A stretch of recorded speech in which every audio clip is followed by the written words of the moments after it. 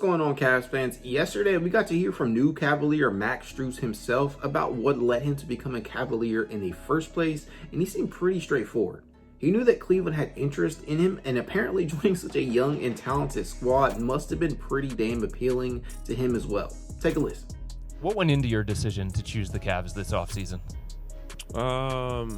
Honestly, not a lot. When I heard they were interested, I was interested as well. I mean, the amount of interest that they had in me, I had in them. So, when I knew Miami wasn't going to work out, this was probably the next best situation for me. And, me and my agent talked about it, and the ability to come here and, space the floor for, the stars that we have in Darius and Donovan was something I think is going to be very productive and very helpful for our team. And, to be able to join a great playoff team like we had last year, and to be able to share my experiences and my knowledge of what I gained in Miami, to bring that here and help this young team.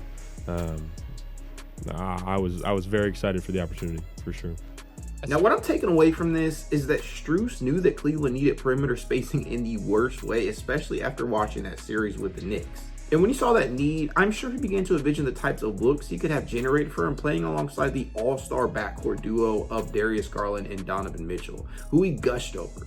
I'm sure that there were other options out there, but maybe not as many with as clear a need as Cleveland exhibited from range. He said so himself, this was probably the second best situation for me, or the next best situation for me rather. In other words, he knows what is needed of him here, and I am every bit as confident that he will be able to bring that to the court on a nightly basis. And when asked about the level of competition in the East after all these recent acquisitions, Strus seemed very confident and didn't even rule out a championship. With the playoff run you guys had last season, you saw a lot of those beasts in the East. I mean, even going into this year with some of the moves that have been recently made throughout the conference, what do you make of the competition you guys will be facing in Cleveland? The East is tough. The East has been tough the past couple of years, but like I said, it's not about anybody else. It's about us. So, what we're going to be able to do, what we do during training camp, what we do throughout the season is going to be everything. And we're going to learn a lot about each other and our team during these next couple months. And, the sky's the limit for us. I think we're just as talented as any team in the NBA, and nobody should be counting us out to win a championship here. Now, I'm not quite sure how things will play out in the Eastern Conference this year either, but I'm pretty damn confident myself that with all these new additions Cleveland has made, that they can compete with the best of the best. And we're going to find out. We're going to find out early. I think a lot of this is going to hinge on just how quickly players like he and Georges Niang and Ty Jerome can match with one another. When asked about his relationships with his new teammates prior to joining the Cavs, Strus kept it real, man. Even giving a shout out to former Cavalier and future Hall of Famer Kevin Love for helping him come to this decision. Did Kevin Love tell you anything about Cleveland? Kevin was great. Kevin was one of the first people I called, and he couldn't have been more positive about the city of Cleveland alone and the organization here. So, I think if you guys are happy that I'm here, I think Kevin should get a big nod to that, because he told me it was a no-brainer. He's like, Max, you're everything they need. You'll be a great fit. The guys are great. The organization's great. So Kevin definitely talked very highly of it, and he hasn't steered me wrong once. So very, very appreciative for Kevin Love. Strus expects to start, and after paying the price they did for him, I'd have to assume he will. Chris Manning from SB Nation. Is your expectation to start? Yes.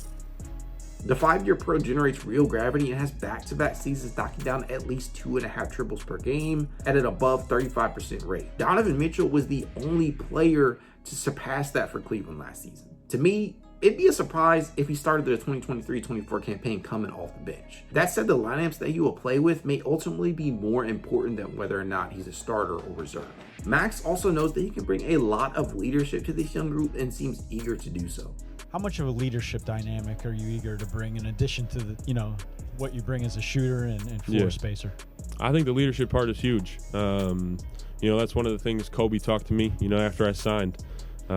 Kobe brought me in and said, you're going to be the most, have the most playoff experience on our team. And, to me, it's only year 5. And to be able to have that in my back pocket is huge. And I've learned so much in my young career so far that I think I've grown and matured a bunch. And I think I can provide, great leadership in that regard, and I will. I'm going to take that personal, give everything to the organization, give everything to the team that I have learned, and the knowledge gained from the past couple years, and try to get to the same places that I was able to get to in Miami. With all of this being the case, I am super excited for this season to start. I cannot fucking wait. I just cannot wait. After having such a sour taste left in our mouths due to that Knicks series, I'm ready for a clean slate. And honestly, I do feel good about the Cavs' chances to compete with the Milwaukees, with the Bostons of this world, especially in the East. I think that there's going to be a lot of an adjustment at the top, but Cleveland is right there. But time will tell. Go Cavs.